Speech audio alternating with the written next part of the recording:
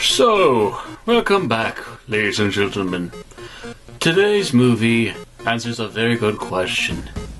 What do you get when you mix in a world-renowned director and producer to produce your movie, a extremely popular director to direct your movie, a whole bunch of kids who are doing a film for their very first time, but also combine in pop stars and some of the best special effects people around at the time, and try to make a family picture?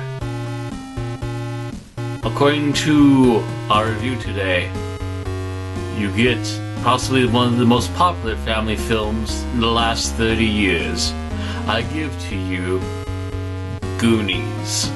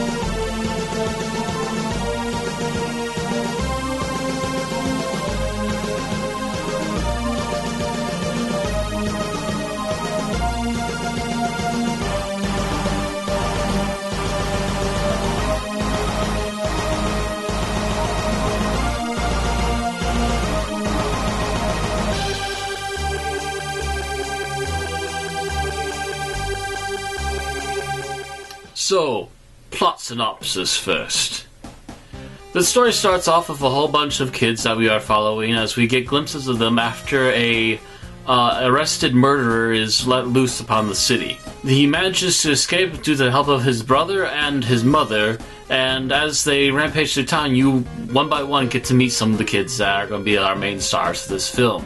The kids are, however, suffering angst ennui, as by the end of the weekend they'll be moving out of their homes that are going to be demolished in order to make some yuppie golf course piece of bullshit. Thanks, 80s.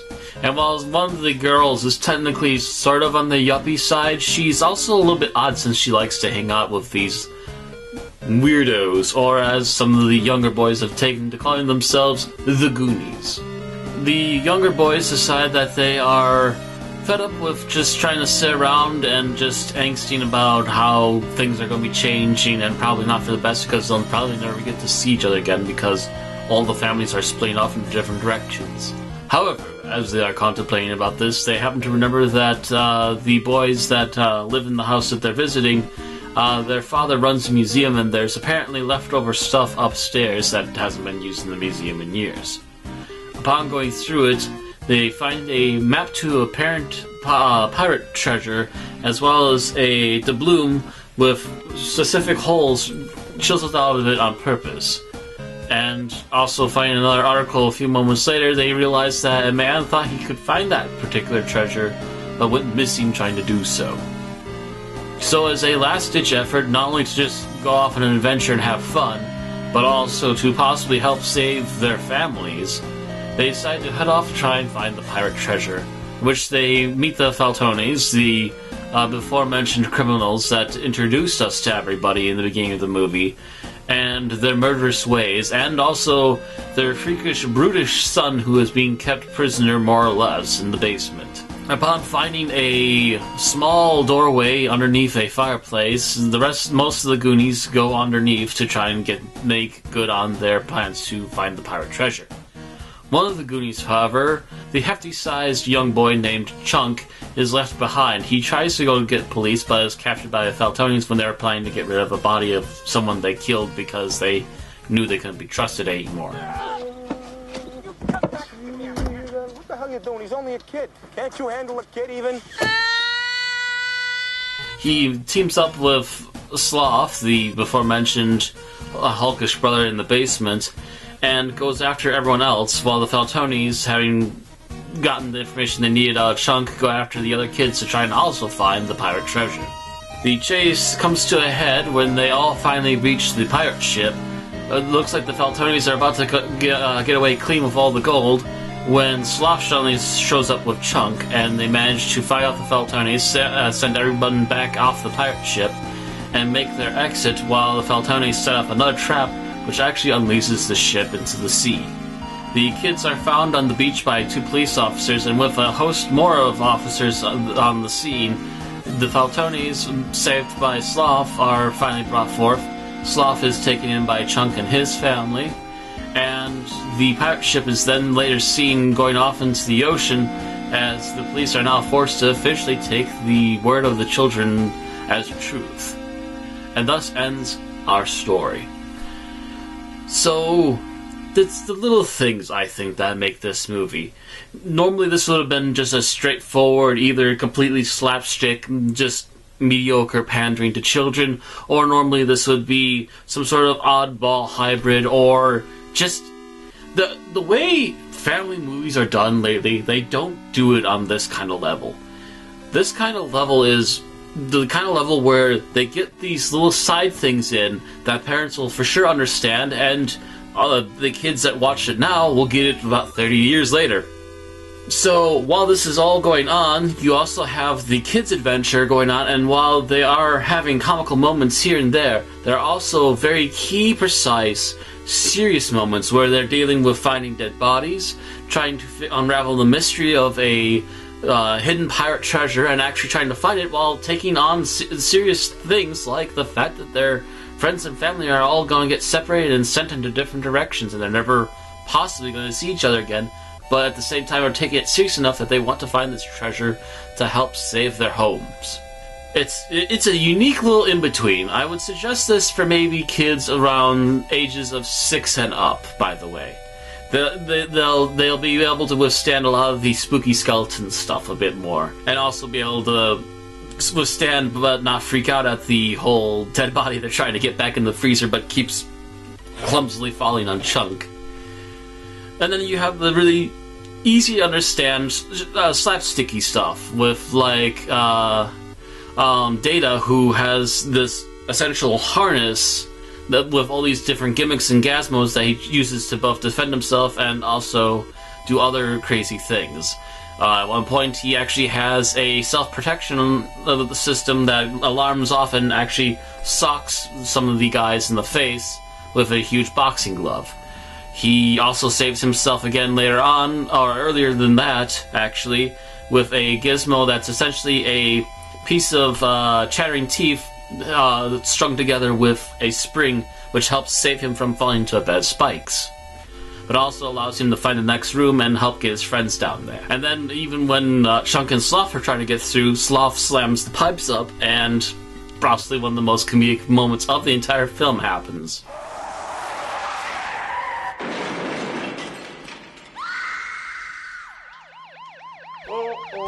So with that being said, there's a lot going on in here, and this is mixed in with a bunch of people who are murderers and thieves who've just broken out one of their own and are trying to make it back onto the streets while laying low. You've got these kids who are taking this whole about to lose their home thing seriously and are trying to find another way around it. And it has levels, has very interesting levels that you don't see taken nearly as seriously in most children and families movies today. If we had more things like the Goonies right now, we would be in a much better place film-wise, and Hollywood would be doing so much better. But instead, they'd rather milk really banal, middle-of-the-road garbage instead of actually giving us good things. So, with those thoughts said, let's do a quick little tune-up of interesting things, shall we? I do have a list here of 20 things I found quite interesting while doing some research. The film was mostly shot on location. They mention Astoria a couple of times. It was shot in Astoria, Oregon, for a 5-month shooting spree schedule in and around specific locations, while the caves and so forth were actually shot on huge sound stages in Burbank, California. Josh Brolin, the older brother, one of the oldest kids in the movie, has gone on in recent years to star in such things as No Country for Old Men and Milk, which he apparently got an Oscar nomination for.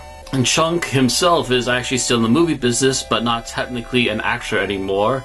He is now a lawyer and also a partner in an entertainment law firm to help protect movies and copyrights and so forth. The treasure map was actually specced with real blood. The prop producer was trying to add the last final bits of aging tech to the map to make it feel like it was old, and when he decided he wanted a little bit of blood on it, he actually couldn't find anyone, so he actually cut his own finger and smeared it on the map. An interesting touch. Sloth himself was actually really a tough guy. He was actually a first pick in 1973 NFL, and he was with the Oakland Raiders for several years. It should also be noted that Sloth also wore an Oakland Raiders shirt throughout most of the film, but at the very end, he tears away that as well as his overcoat to reveal a Superman shirt, a mention to Donner, who was also the director of Superman before this. Chester Copperpot, the man who disappeared while trying to search for the pirate treasure, mentioned early on in the movie and found about halfway through the movie, is possibly actually a different real-life actor. The character Kien Win is supposedly the picture that is representative of Copperpot, and he was originally meant to be Perry White for Donner's Superman, but actually gave up acting due to exhaustion at the time. Supposedly, the movie takes place in the same universe as Gremlins, as there's a mention to creatures that multiply while touched with water in the sequence where Chunk is trying to call the police. Spielberg actually directed a few scenes as well in this movie. He was not only executive producer and received a story by credit, Spielberg also secretly directed a scene in which the Goonies bang on the underground pipes as well as the wishing well scene were both done by him. Also, the slide into the area where the pirate ship is actually a real slide. The children were actually kept away from it for months on end until they were finally going to actually film on the set, and it is argued that there are rumors that possibly the older adults in the production, when done shooting, would go on quick breaks and take a trip on the slide into the pool. Speaking of the keeping the kids away from the pirate ship, the kids were actually brought into the pool and turned around blindfolded, and then once they were ready to go, they were finally allowed to look around and actually have genuine reactions to the pirate ship itself, which was, of course, caught on film and then reshown. At the end of the film, Data makes a mention of a scene that is actually cut from the movie where they apparently fought for an octopus. Apparently, both Steph and Mouth, two actors who are actually recently just did voice work for Minecraft Story Mode together, were actually supposedly in a scene together where they fought off an octopus after being pushed off the pirate ship. To which this was cut, but however, as soon as the 80s cut of the movie was released for TV, they actually brought the scene back in. So, if you want to get me to buy this movie again, pretty please with sugar on top, people who control this movie, make an uncut version. I'll buy it just so I can see the octopus. I haven't seen it yet. And also, June 7th is Goonies Day. In Astoria, Oregon, they have named June 7th Goonies Day in honor of the movie, and the town has hosted the celebration each year since the movie's release, 2015 being the 30th anniversary, and the festivities will include tours of the film's locations, movie quote analogs, a cast reunion, and an attempt to break the record for largest truffle shuffle of all time. So needless to say, this is a long-standing movie that has had long ramifications. Even the actors themselves are still working. As I mentioned, two of them did voice work for Minecraft. One of them, Corey Feldman, is also still one of the Ninja Turtles. He was actually a different one of the brothers in the original 80s cartoon until the 90s. He has rejoined the cast and has become one of the other brothers now. Chunk is now technically a lawyer, and he is helping with keeping an eye on certain copyrights in film and the movie industry. Steph, as I mentioned earlier, she was in Minecraft story mode, and she also is now been on several different TV shows that are ongoing, and has also done an enormous amount of stage work. Still a big actress. Data, his actor has gone on to do a bit more acting. I think he's even done some directing, and he is now a stunt choreographer, mostly for fighting films, including several Hong Kong ones now at this point. And as for our youngest lead, he later became Samwise Gamgee in the Lord of the Rings movies, and has done apparently other notable movies in between, so as far as I'm concerned, he's doing some darn good acting work out there still. So, all the best to all of them, and I hope they continue their work. Goonies is still a standard, and while I would honestly say I would love to see a sequel, I'm not sure if they could actually rekindle that spark in a jar, because family movies aren't the same as they used to be. But this is definitely one of the better ones. Thank you all for watching. I'll see you next month.